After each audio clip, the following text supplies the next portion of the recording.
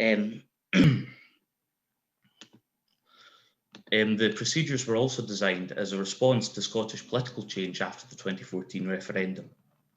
Secondly, in light of calls for a new independence referendum by some and a new Act of Union by others, it's particularly important to identify the different influences that shape reform north and south of the border. The importance of this analysis is therefore twofold. It's of particular importance to our understanding of the certificates. I'll describe how two apparently similar sets of procedures, one designed to reflect the other, in fact diverge in their operation when viewed within the Constitution as a whole. This analysis is also relevant to UK constitutional design more generally. It illuminates trends in the changing Constitution and raises questions on the influences by which different institutions are shaped. And we'll focus on the key peculiarities in the Speaker's English Vote Certificate. The certificate is final. Decisions are unappealable to the Supreme Court and can only be overturned by a substantive motion of the House, which may even require the Speaker's resignation. I will demonstrate that this reflects the Speaker's historical context. The office of Speaker is ancient and reflective of the Commons' own power. Most significantly, it was intertwined with Parliament's struggle for independence, and it retains both symbolic and practical importance for exclusive cognisance. When designing the Speaker's devolution certificate, therefore, the Commons wanted to avoid judicial review. I'll begin by contrasting the Speaker's devolution certificate with that of the presiding officer, before identifying the historical features which have left their mark on English votes for English laws.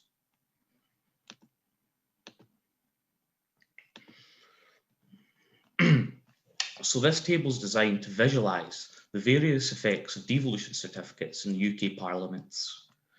I'd like to particularly draw your attention to the first and last columns. As you can see, the certificates in the Welsh and Scottish parliaments are only ever advisory.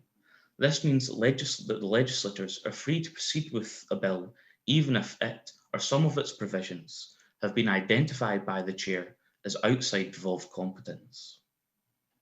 The certificates are also in no way binding on other parties who are trusted with policing the devolution agreements, particularly the judiciary and UK ministers. The fourth column shows that the Speaker can create legality with his certificate. So, even if an English vote certificate is, is mistakenly applied, that is, it's applied to proceed to provisions which do not only affect England, or indeed where it's not applied to provisions where it should be, the certificate or any act passed under it cannot be challenged in court. These mechanisms will be explained in more detail in the following slides. This slide is simply designed to provide an overview of contrasting certificates across the UK.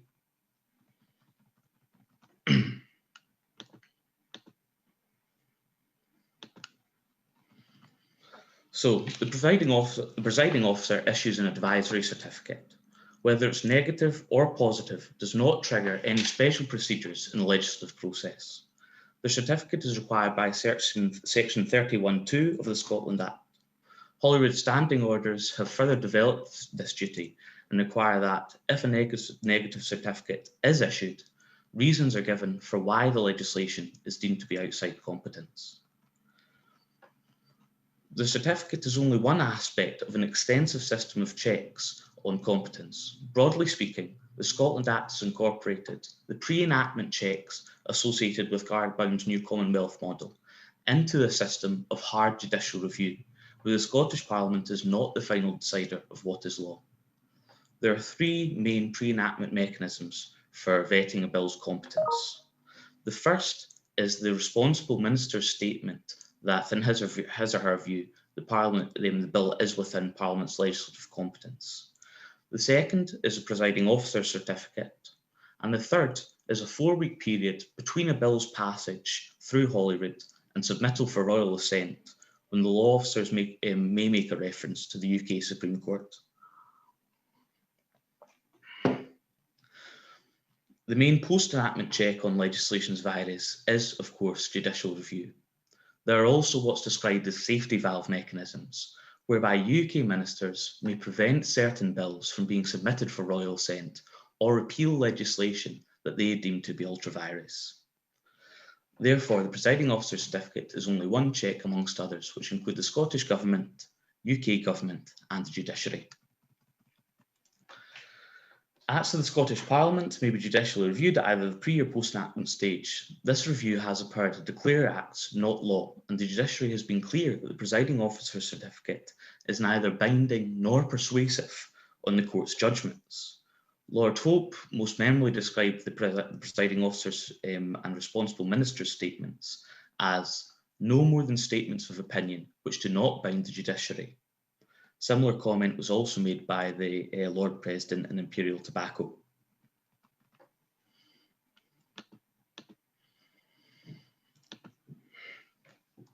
In the Scotland Act, I think we therefore see a hierarchy of checks, with the judiciary at the top.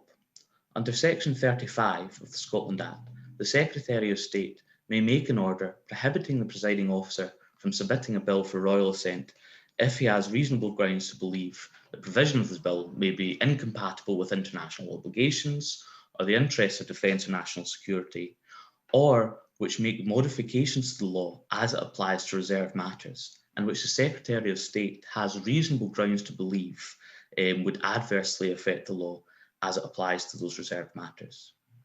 UK Ministers Section 107 powers allow for post-enactment repeal or amendment of acts of the Scottish Parliament through subordinate legislation if UK ministers deem the act to be ultra vires. Now, these powers are relatively untested, and where they have been used, they've been used with the consent of the Scottish Parliament.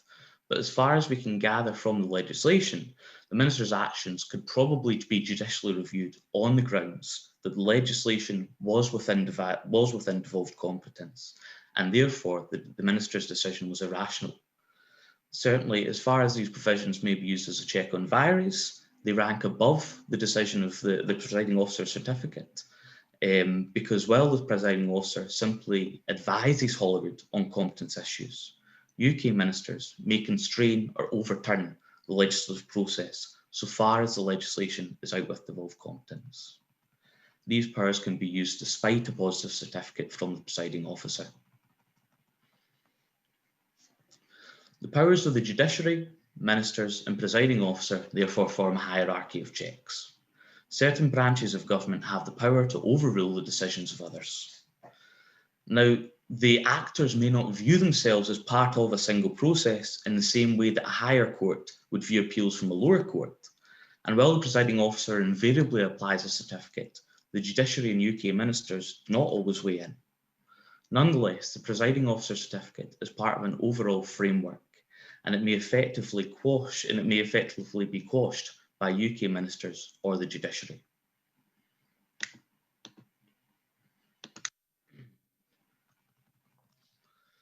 Under House of Commons standing orders, English votes procedures apply to certain bills which relate exclusively to England, England and Wales, and England, Wales and Northern Ireland. Under certain circumstances, they give what's known as a double veto to representatives from those regions which are exclusively affected by a provision.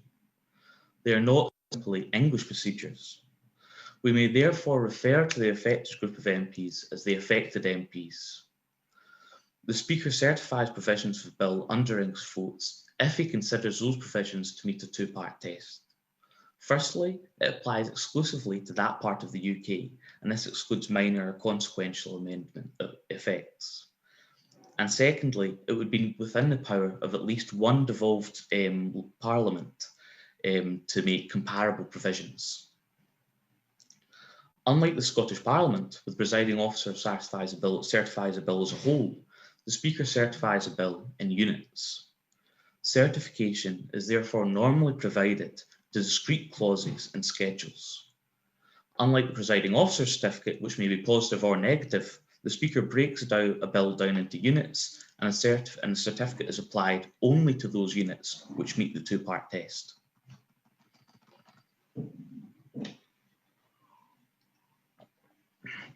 Whereas the Presiding Officer certificate does not normally trigger any distinct procedures in the Scottish Parliament, and the small exception to this is members' bills, the Speaker's certificate alters the course that provisions must take if they're to be passed by the Commons. Certified provisions are subject to what's known as a double veto by affected MPs. Without going into full analysis of the English vote procedures, which are complicated, affected MPs are given the power to veto those provisions which have been certified under English votes. For provisions of the original bill or Commons amendments introduced before it's passed to the Lords, affected MPs must be withheld, affected MPs' consent must be withheld twice for those provisions to be deleted on the affected MP's vote alone. Affected MPs are represented by a legislative grant committee consisting of only English MPs, plus Welsh and Northern Irish, as the case may be. If the entire bill relates only to England, then at the committee stage, it's considered by a committee comprised only of English MPs. During Commons consideration of Lords amendments, affected MPs are also given a veto mechanism for certified provisions. Because certification relates to each individual unit of the bill, and those units may change during the bill's passage, certification can occur at different stages in the legislative process, as opposed to the Scottish Parliament, where the presiding officer provides a certificate at the start. In short, a bill can still only be passed if a majority of all MPs consent, including Scottish. However, English votes provisions further require the consent of a majority of affected MPs only, so the votes of Scottish MPs cannot create a majority for those provisions which fall under English votes. Like other rulings from the Chair, the only way to overturn a Speaker's English vote certificate is by a substantive motion of the House. The explicit and sole purpose of such a motion must be to challenge the Speaker's decision. Philip Laundy is one of the most, was one of the most prominent writers in the Commons speakership, and he described this as a grave step which no member would dare to initiate frivolously. If such a motion were to pass, a traditional interpretation of convention would require the Speaker to resign. However, more recent practice may have replaced this convention. For example, when Speaker Peel used the closure in 1885, one member sought to display his displeasure with the Speaker's decision by weaving his criticism into a motion for adjournment, rather than simply presenting a motion of censure against the Speaker. Speaker Peel refused the motion and also observed that if my conduct is to be impugned, it should be impugned by a direct appeal to the House upon notice of a motion properly given, where a direct issue would be laid before the House and an amendment be moved which shall test the judgment of the House. Laundy argued in 1964 that if this type of motion were to carry, then the Speaker would have no alternative but to resign, and may even feel compelled to do so if it received a substantial minority's support. However, in 1976, the government tabled a motion that aimed to avoid the aircraft and shipbuilding industries bill being classified as a hybrid. This is when the Labour government held a majority of just one seat, and they tabled a motion that the issue be dispensed with, and this sought to avoid the bill being referred for further examination because of the Speaker's prima facie ruling. We therefore can't describe this motion as a motion of censure against the Speaker. However, it came very close because it sought to subvert the procedures which would normally follow the Speaker's ruling. Speaker Thomas recounts in his memoirs that office holders would traditionally be tempted to resign if the motion were to pass. In the end, the motion did pass by only one vote, and Thomas didn't resign. So practice may have mellowed in recent years, and speakers may not resign even if an English vote certificate was overturned. We can also see this in the modern practice of allowing some criticism being woven into points of order. Nonetheless, it's clear that unlike the presiding officer's certificate, English vote certificates were designed in normal circumstances to be unappealable.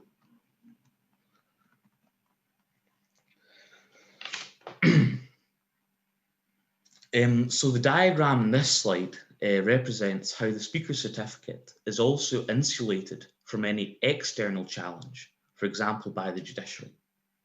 Inside the filter, we have the Commons procedures. These includes the English vote certificate, plus any motions that may relate to it. Around the filter, we have exclusive cognisance. Exclusive cognisance is one of Parliament's immunities or privileges. and it refers to Parliament's right to design and govern its own proceedings without external interference. A joint committee report observed that, in certain circumstances, parliamentary privilege may override other generally accepted legal rights. It is, in effect, an exception to the general principle of the rule of law. Exclusive cognisance was considered by a parliament to be an ancient privilege. However, it's best characterised now by the Bill of Rights. Article 9 declares that freedom of speech and debates or proceedings in Parliament ought not to be impeached or questioned in any court or place out of Parliament. As one of those proceedings, English vote certificates are therefore protected from judicial review. As these proceedings pass through the filter, they're given an extra layer of protection. Acts passed under English votes are not designed to hold separate constitutional status to those passed under normal procedures. Whether viewed as a product of Parliament's own sovereignty and/or the Queen's sovereignty in Parliament and the importance of royal assent, English votes legislation is not designed to be overturned by UK courts. Having said that, prominent commentators, including Lord Hope, have speculated that English votes may inadvertently provide the opportunity for judicial review of either the Speaker's certificate or legislation subsequently passed under it. This is because it's been suggested that exclusive cognisance and perhaps even parliamentary privilege may have to be weighed against other principles of the Constitution, such as fair democratic process and the Devolution Agreement. It's difficult to evaluate the accuracy of these predictions. However, as will be discussed shortly, it's clear that this would be against the Commons' intention when they designed English votes. So, here we have two certificates, both designed to accommodate territorial distinctiveness in the lawmaking process, which appear similar on the surface, but operate in fundamentally different ways when we analyse them in a little more depth. How is it that England-wide devolution has adopted these characteristics of legislative supremacy, which are so distinct from devolution in the other three nations? Now, we all know that political aversion to an English Parliament and the defence of parliamentary sovereignty played a major role.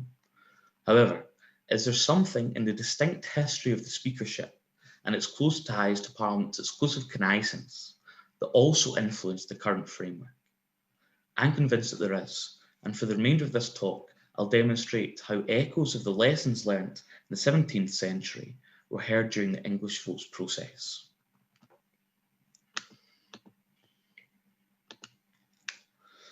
The speakership is an ancient office with a textured history, and it dates back to the very first English Parliament, the Oxford Parliament of 1258. The Lords and Commons were separated at some point in the late 1330s and early 1340s, and the first spokesperson to be elected from amongst the Commons' own number, and therefore the first Speaker of the House of Commons, was Peter de la Mare in 1376. Titles such as Parler, Prolocteur, and Procurator were given to early spokesmen before Thomas Hungerford was given the title of Speaker in 1377. The changeable role of the early speakers reflected Parliament's own ambiguous constitutional status. Some speakers were particularly assertive against the monarch, and the office was also experimented with as that of the House's most prominent member. Other early speakers would simply do the monarch's bidding within Parliament, while others still would appear assertive while really capacitating the worst of the Commons' anger. Speakers probably saw themselves as holding dual allegiances to both Parliament and the King. This may be reflected in the pattern of office holders going on to perform diplomatic missions after their time in the chair.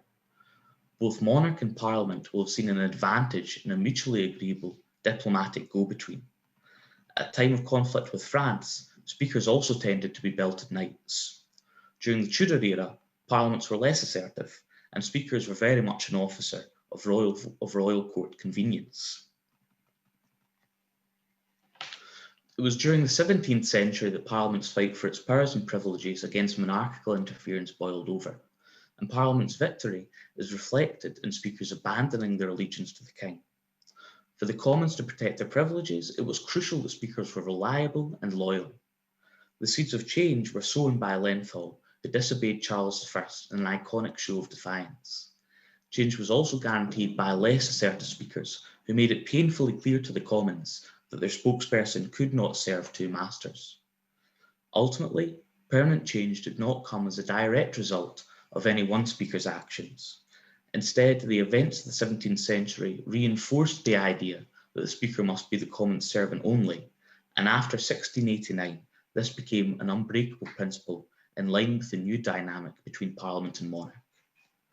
These events are a reminder of the speaker's practical and symbolic importance in protecting Parliament's exclusive cognisance.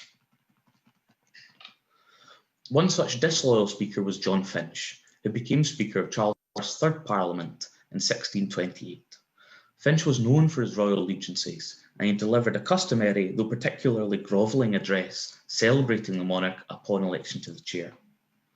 Charles had become desperate for funds to support his war and had resorted to unlawful methods of amassing wealth. Perhaps most significantly, he introduced taxes without the cooperation of Parliament and imprisoned those who failed to pay. It was in this context that the Petition of Right was declared by the Lords and Commons. The Petition of Right concerned the liberties of the individual and the power balance between King and Parliament, rather than parliamentary privilege specifically. However, the ensuing conflict between the King and Commons included issues of privilege, and the focal point of this issue was the allegiance of the Speaker. On the 5th of June 1628, the King sent a message to the Commons to desist with any further business which may cause scandal. The King had thus responded, not for the first nor the last time, to the petition, but his manner of response was an attempted violation of the Commons' right to freedom of speech. It was John Eliot who began a response to this violation. However, he only invited an unequivocal display of the Speaker's royalist sympathies, and these sympathies' effect on debate. Finch instructed Eliot, "There is a command laid upon me that I must command you not to proceed." Finch claimed that he was acting in the House's best interests. In tears, he proclaimed, "Before God, I mean all well. If you know what I had done, you would not blame me, for I am sure I have used my best faculties to do you service." Whatever information Finch was party to, however, it's clear that he'd exercised his power on behest of the King. Privilege counted for nothing if their enforcer was in allegiance with the monarch. It was not until the following year that the Commons' patience with Finch was irretrievably lost. The King had suddenly prorogued Parliament the previous year, and a couple of months after it reconvened, he unilaterally ordered an adjournment to be prolonged. Now that he suspected retaliatory action, he again ordered the Commons to adjourn. Speaker Finch tried to enforce Charles's demands, but the Commons decided to take matters into their own hands. Two members physically forced Finch back into the chair and informed him that he'd only be allowed to rise when it suited the House. Again, Eliot proceeded to make a speech which denounced the action of the King. The Speaker was very visibly becoming the flashpoint of members' frustration with the monarch. Finch appealed to the House, "I am no less the King's servant for being yours." I think that with these words, he unwittingly foreshadowed the change that loomed over his office. The Speaker was either to be a chink in Parliament's armour or an arrow in its bow. The days of diplomacy were rapidly coming to an end, and the neutral zone between Parliament and the monarch was evaporating. Speakers could no longer be diplomats, but instead they were expected to be Parliament's champions. Now, this wasn't the first time that Kings had used the Speaker to interfere with Parliaments, and Parliament had also tried to discipline speakers before as well. And a similar example is Thomas Richardson in 1621. However, I think the case of Finch vividly depicts how important speakers are to effective parliamentary business. If the Speaker does not act in Parliament's interests, then important business can easily be prevented or delayed.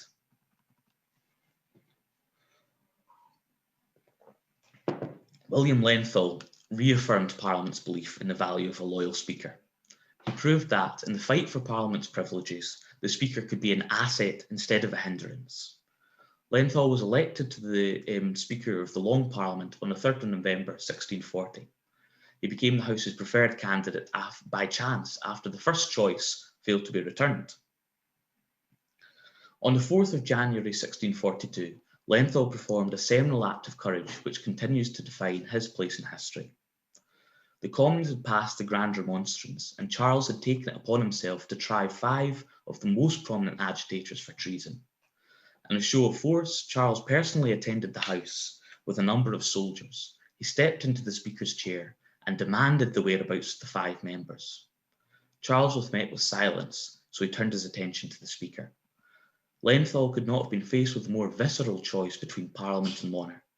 On one side stood the King, who had gone so far as to physically breach the Commons' privileges by entering their premises with an armed posse, while around them stood the Commons, determined to hide the location of their own number. The Speaker replied, "May it please your Majesty, I have neither eyes to see nor tongue to speak in this place, but as the House is pleased to direct me, whose servant I am here. And I humbly beg your Majesty's pardon that I cannot give any answer than this to what your Majesty is pleased to demand of me."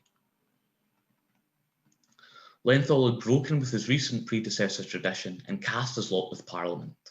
It's no exaggeration that these words have resounded through Parliament's history. For example, Speaker Hilton Foster was reminded of them when he had private correspondence with the leader of the House of Lords in 1963, and they were also used to encourage members to rally around the Speaker in 2015. By standing resolute under pressure, Lenthal demonstrated to the House that a loyal Speaker would defend their privileges even in the most difficult situations. Speakers' complete loyalty to Parliament only became the established norm after the events of 1688 and 89. Philip Laundy notes that after the court's candidate for the speakership was defeated in 1695, that was when the Speaker became the legitimate prize of the party commanding a majority in the Commons. The struggle for Parliament's independence was therefore long and arduous. Some modern parliamentarians are aware of this history and they guard their winnings. The Speaker is still the protector of Commons privileges, and therefore the office is still inextricably linked to rights and immunities. In some ways, this was characterised by Bercow during the Brexit process. When Bercow allowed the amendments that triggered the indicative votes process, he received criticism for trying to upset the government's democratic mandate after the referendum. In his autobiography, Bercow writes, "As my Speaker, my job was not to presume to know the will of the people, but instead to facilitate the will of Parliament." Similar tensions were recently addressed by Speaker Lindsay Hoyle when the government announced changes to the COVID-19 policy away from the dispatch box. Speakers still decide how the Commons conducts its business, and for that reason, the Commons still defends its control of the chair. Whatever the legal status of evil, it's clear from the debate surrounding the procedures that MPs did not intend to create a situation where the Speaker's certificate or subsequent Acts of Parliament could be judicially reviewed. This intention was shaped by the Commons' historical aversion to interference with its powers. Dominic Grieve noted that the ghost in the room throughout the debate was that standing orders were being used to mitigate the possibility of judicial review. William Cash similarly noticed that it would be completely absurd to allow courts to overrule the Speaker. Most persuasively, Chris Grayling, the leader of the House who piloted the proposals, admitted, "I am reticent about using legislation. There's a strong feeling in the House that using legislation to govern our legislative process would risk opening it up to legal challenge, and its ultimate authority may pass from you, Mr. Speaker, to the courts. We therefore have to be immensely careful." Therefore, despite any uncertainties surrounding the justiciability of English votes, the governing Commons did not intend to create a new arm of judicial review. The Parliament Acts of 1911 and 1949 provided something of a precedent for the Speaker's English vote certificate. Under this legislation, the Speaker is charged with identifying finance or money bills, and thus limiting the Lord's control over them. Further evidence of the importance of history in shaping these procedures is found in the 1911 Commons debates. Remarkably similar sentiments were advanced during both Parliament Act and English votes debates. On the prospect of a judicial tribunal overseeing money bills, the Prime Minister offered a most uncompromising opposition to such a scandalous thing. Speaking against the changes, the opposition similarly commentated that it was melancholy, even disastrous, that they should be driven to a judicial tribunal that could overrule the Speaker. Similar fears for the Speaker were also noted in both debates, as members worried that in protecting the Speaker's authority, they would in fact overburden the officeholder. So in 1911, it was argued that the government were asking MPs to throw a burden on the chair, which was never intended to bear. Well, in 2015, Alex Salmond argued that English votes created a burden for the Speaker greater than the shoulders of any one man could bear. Another interesting comparison between procedures in the Scottish Parliament and those in the Commons, which further proves this point, is Human Rights Act scrutiny. In the Scottish Parliament, the ECHR and HRA are reserved matters, and therefore they fall under the umbrella of reserved law, which the presiding officer will check a bill's compatibility with before it's introduced. In the Commons, on the other hand, the Speaker is given no equivalent role to English votes or Scottish Parliament procedures. There are pre-enactment checks, for example, the Responsible Minister's statement on compatibility, and also the Joint Committee on Human Rights Scrutiny. It's interesting that the Speaker was not given the duty of certifying money bills' compatibility with the ECHR at the same time as the UK government was designing similar procedures for the Scottish Parliament.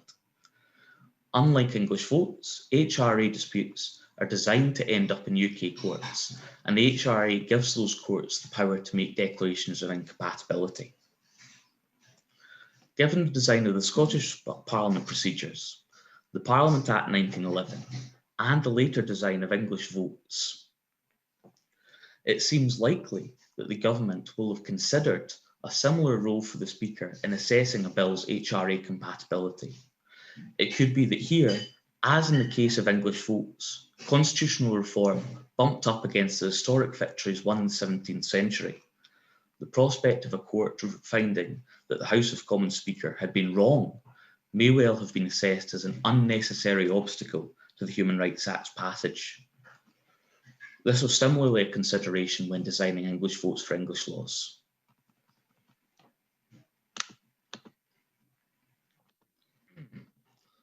So there we have it.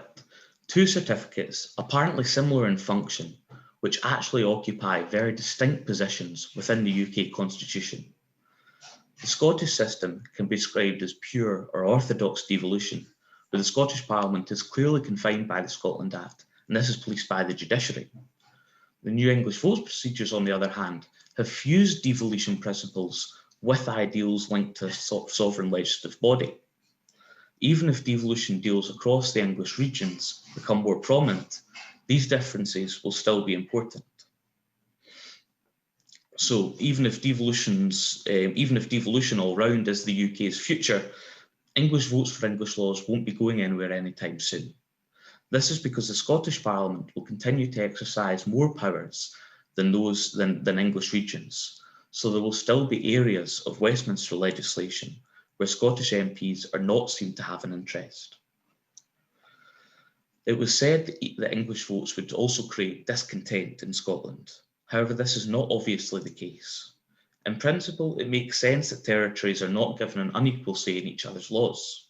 Then again, trying to weigh a fully functioning devolved parliament for a minority nation against a simple veto mechanism for a majority nation within a sovereign parliament is an unenviable task, rather like comparing apples and oranges.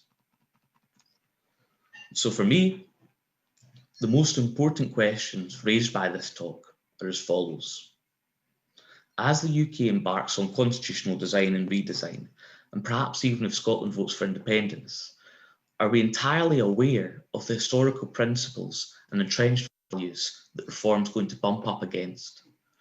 Perhaps straying into more institutional theory, is Westminster an effective machine from which to disseminate power or to contain bodies of disseminated power? And at the most abstract level, has the unique English constitutional experience created unique ideals for the English public? Or alternatively, is Westminster itself simply the last bastion of 17th century parliamentary victories? I certainly don't want to restrict the discussion that we're about to have, and I'm more than happy to answer any questions. But these are the issues that are particularly interesting for me because I don't know the answer myself. So with that, all that remains is for me to re-extend my thanks to everyone that's attended today, and also the centre and everyone that helps to organise these events. I've had a great time and I thoroughly look forward to hearing what everyone has to say. Thank you very much.